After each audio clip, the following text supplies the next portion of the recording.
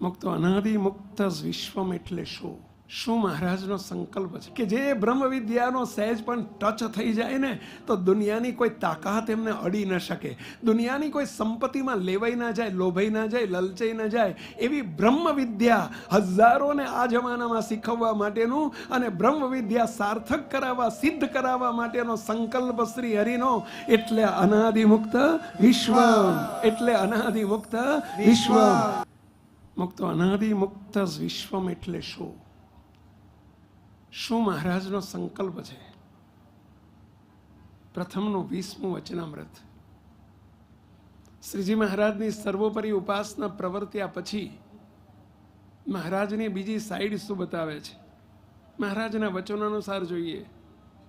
પ્રથમનું 20મું વચનામૃત, જે પોતે પોતાના સ્વરૂપને ઓળખતો નથી, પોતે પોતાના સ્વરૂપને જાણતો નથી, એ સર્વે અજ્ઞાનીમાં અતિશય અજ્ઞાની છે. પોતાના નિજ સ્વરૂપને ઓળખવાનો કે હું કોણ છું, મને મહારાજે કોણ મિલા હે ને કૈસા કિયા હે, એ નિરુત્થાનપણું કરવાનો, આપણા સ્વરૂપને ઓળખીને એને અનુભવવાનો, એને ભોગવવાનો અવસર, એ ભોગવવા માટેનું સ્થાન, એ તીર્થભૂમિ. એટલે અનાદિમુક્ત વિશ્વમ, એટલે અનાદિમુક્ત વિશ્વ. બધા બોલ્યા ને એટલે અનાદિમુક્ત વિશ્વ. અહીંયા એ કામ થવાનું છે. મુક્તો મહારાજે પ્રથમના 32માં કહ્યું, કથા વાર્તા રૂપી ચારો ચરી ચરીને મૂર્તિરૂપી માળામાં વિરામ કરતા શીખવો. મૂર્તિરૂપી માળામાં વિરામ કેવી રીતે કરવો?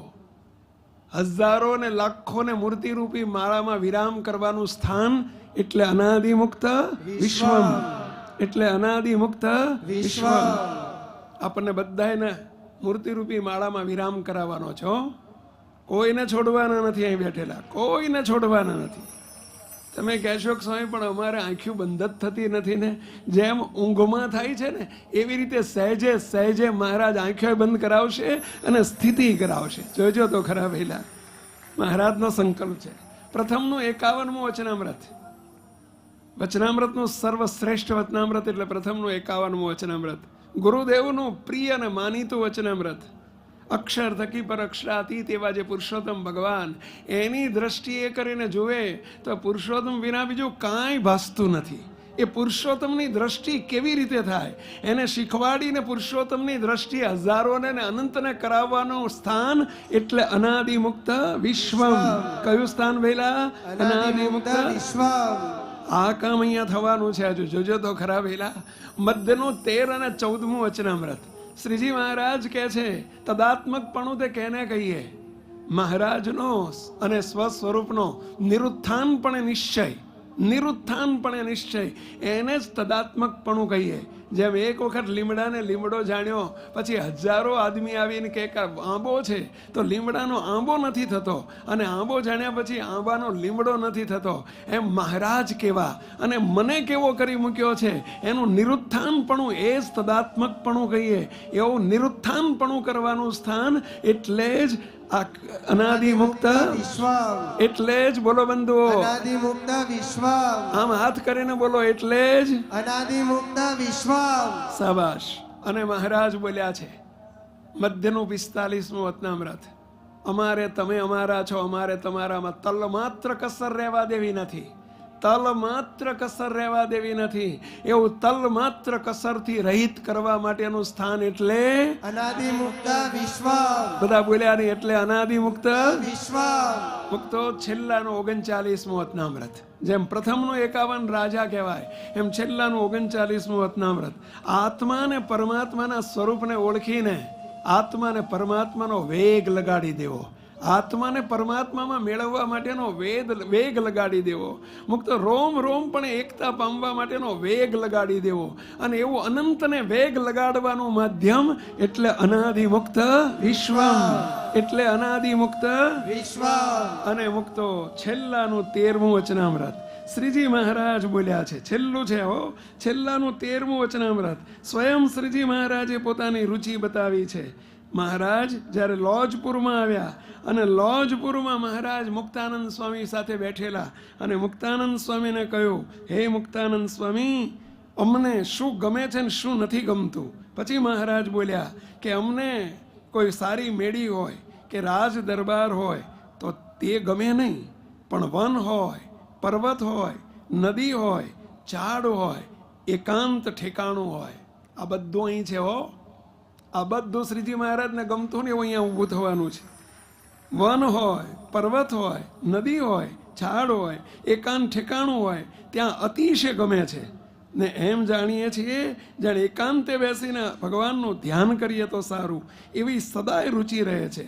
અને જ્યારે અમને રામાનંદ સ્વામીનું દર્શન નહોતું થયું ત્યારે મુક્તાનંદ સ્વામી સંગાથે અમે એમ ઠરાવ કરી રાખ્યો હતો, જે મુને રામાનંદ સ્વામીનું દર્શન કરાવો પછી આપણે બંને જણા વનમાં જઈને અમારું અખંડ ધ્યાન કર્યા કરશું અને કોઈ દિવસ વસ્તીમાં તો આવશું જ નહીં, એવો ઠરાવ હતો. એવો હમણાં પણ અમને એવું ને એવું વર્તે છે. તો હે મહારાજ, તમારી જે રુચિ છે ને, તમને જેવું વર્તે છે એવું અમને વર્તાવવા માટેનું સ્થાન એટલે શું ભેલા? અનાદિ મુક્ત વિશ્વમ.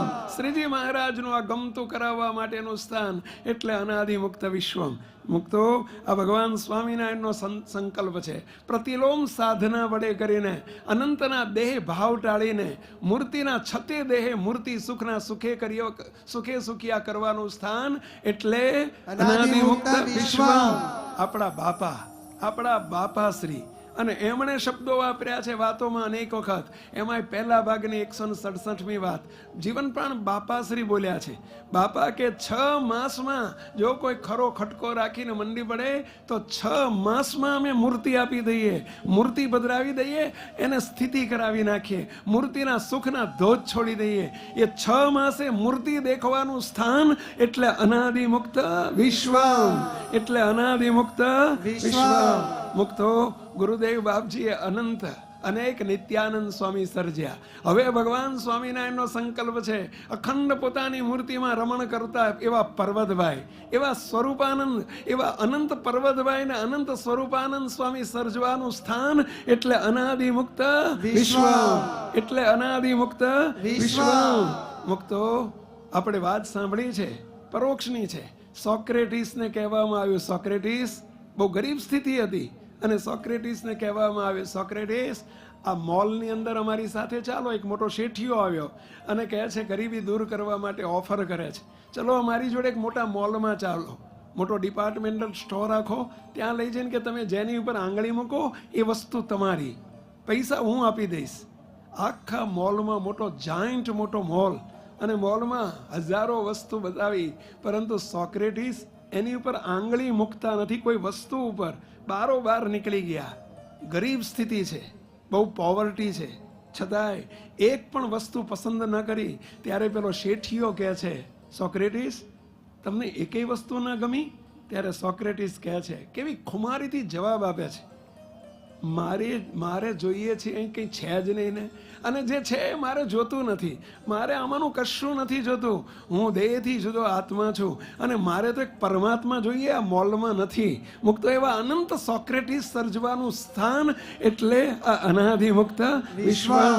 મુક્તો આપણી બાપાની વાતોમાં વાત આવે છે. મુક્તો મહારાજ અને મોટા કેવા કેવા રતો ખૂંટ, અને એને કહ્યું માગ માગ માગ, તું માગે આપો. અને ત્યારે કહે છે મહારાજ તમે મળ્યા, હવે મારે શું જોઈએ? કાંઈ જોતું નથી પ્રભુ, મારે ચિંતામણી સુંદર લાધી રે, રાંક થઈને સિદ્ધને ફરું. એવા અનંત રતાને સર્જવાનું, રતા ખૂંટ સર્જવાનું સ્થાન એટલે અનાદિ મુક્ત વિશ્વમ. શ્રીજી મહારાજ બોલ્યા છે જનક રાજા મોટું રાજ કરતા હતા, જનક રાજા મોટું રાજ કરતા હતા, મન તો મોટા યોગી જેવું હતું. મિથિલા નગરી સળગી તો અંતરમાં ક્ષોભ નથી, અંતરમાં સહજ એનું દુઃખ નથી. એવા અનંત જનક રાજા જેવા નિર્લેપ અને નિર્વિકારી પાત્રો સર્જવા માટેનું સ્થાન એટલે અનાદિ મુક્ત વિશ્વમ. બોલો છો એટલે અનાદિ મુક્ત વિશ્વમ. મુક્તો આ છે અનાદિ મુક્ત વિશ્વમનો સાર્થકતા. મુક્તો પહેલાના જમાનામાં મોટા રાજા રજવાડાઓ હતા ને, પોતાના કુંવરને, નાના નાના કુંવરોને, રાજકુંવરોને ઋષિ મુનિઓ પાસે મોકલતા. શાના માટે? કે ઋષિ મુનિ પાસે 2 વર્ષ 5 વર્ષ રહે ને, માત્ર ધનુર્વિદ્યા શીખવા માટે નહીં, બાણ વિદ્યા શીખવા માટે નહીં, માત્ર રાજ વિદ્યા શીખવા માટે નહીં, સંગીત વિદ્યા શીખવા માટે નહીં, પરંતુ બ્રહ્મ વિદ્યા શીખવાથી, બ્રહ્મ વિદ્યા કે જે બ્રહ્મ વિદ્યાનો સહેજ પણ ટચ થઈ જાય ને તો દુનિયાની કોઈ તાકાત એમને અડી ન શકે, દુનિયાની કોઈ સંપત્તિમાં લેવાઈ ના જાય, લોભાઈ ના જાય, લલચાઈ ના જાય, એવી બ્રહ્મ વિદ્યા હજારોને આ જમાનામાં શીખવવા માટેનું અને બ્રહ્મ વિદ્યા સાર્થક કરાવવા, સિદ્ધ કરાવવા માટેનો સંકલ્પ શ્રી હરિનો. એટલે અનાદિમુક્ત વિશ્વ, એટલે અનાદિમુક્ત વિશ્વ. મહાસમર્થ સદગુરુ એના પડકારા ઝીલીને એ જે સંકલ્પને જે હેતુ માટે આ બ્રહ્માંડમાં પધાર્યા, આપણા બાપા શ્રી પધાર્યા, ગોપાળ બાપા, નિર્ગુણ બાપા, ઈશ્વર બાપા, વૃંદાવન બાપા, આપણી અમીર પેઢી, આપણા ગુરુદેવ પધાર્યા, મહાસમર્થ સદગુરુઓ પધાર્યા. એ સમર્થ સદગુરુઓના સંકલ્પને સાકાર કરવાની ભૂમિ એટલે અનાદિમુક્ત વિશ્વ. મુક્તો તમે કહેશો કે સ્વામી આટલી બધી વાત કરો છો તો ભાઈ સાહેબ જલ્દી જલ્દી પતાવજો ને. જો મુક્તો, બધી ગુજરાતીમાં એક કહેવત છે, ઉતાવળે આંબા ના પાકે. સમજાને? એમાં આ આંબો છે ને એવો પકવવાનો છે કે એક વખત પાક્યા પછી કોઈ દાડો ખરે જ નહીં, ન પાંદડું ખરે ન મૂળિયા હલે. એવા આંબા ભગવાન સ્વામિનારાયણ સર્જવા માગે છે. ભીંડા નથી પ્રગટવાના, અહીં ભીંડા પકવવાના નથી. પહેલા ભીંડો છે ને 3 મહિનામાં ઊભો થઈ જાય, 3 મહિનામાં ખરી જાય, પતી ગયું. જય સ્વામિનારાયણ. એની આયુષ લાંબી ન હોય. અહીં તો ભગવાન સ્વામિનારાયણનો સંકલ્પ સાકાર થવાનો છે અને એવા મુમુક્ષુઓને મહારાજ ખેંચશે. જોજો તો ખરા ભેલા. મહારાજ અંતર્મુખતાનો માર્ગ છે, આ ભીતર દર્શનનો માર્ગ છે, આ અંતર્મુખી જીવનનો માર્ગ છે, આંતર યાત્રાનો, ઇનર જર્નીનો માર્ગ છે. મુક્તો તમે કહેશો કે આપણી તો ઇનર જર્ની કરવાની તેવડ નથી, તેવડે એ કરાવશે. હે મહારાજ, હે બાપા, આ માર્ગ જબરજસ્ત ઊંચાઈનો છે પરંતુ ઊંડાઈનો છે, ઊંડાઈ પામ્યાનો માર્ગ છે. મોટા મોટા વૃક્ષો હોય ને, જોજો એના મૂળ બહુ ઊંડા હોય અને ઊંડાઈ ઉપર વર્ષો સુધી ટકતા હોય છે. એમ એવી ઊંડાઈ તરફ લઈ જવા માટે હે મહારાજ, હે બાપા, હે ગુરુદેવ, આ સંકલ્પ જ્યારે સાકાર થઈ રહ્યો છે, આપના વચનામૃતના શબ્દોને સાકાર કરવા માટેનો એક તક જ્યારે આપી રહ્યા છો, ત્યારે હે મહારાજ જલ્દી જલ્દી આપ આ સંકલ્પને અમને નિમિત્ત બનાવીને સાકાર કરજો, અમને આના ગ્રાહક બનાવજો પ્રભુ. બસ. અને બાજુમાં બધી પ્રકારના સત્સંગમાં હોય, હમણાં કહેવામાં આવ્યું કે બહિર્મુખી જીવન હોય અને કોઈની પાત્રતા ઓછી હોય તો એના માટે સ્વામિનારાયણ ધામ પણ બાજુમાં સર્જાશે. પરંતુ કોઈને અહીંથી બાકાત રાખવાના નથી, કોઈને ધામમાં લાવીને અનાદિમુક્ત વિશ્વમાં લઈ જશે, પરંતુ લઈ જવાના છે.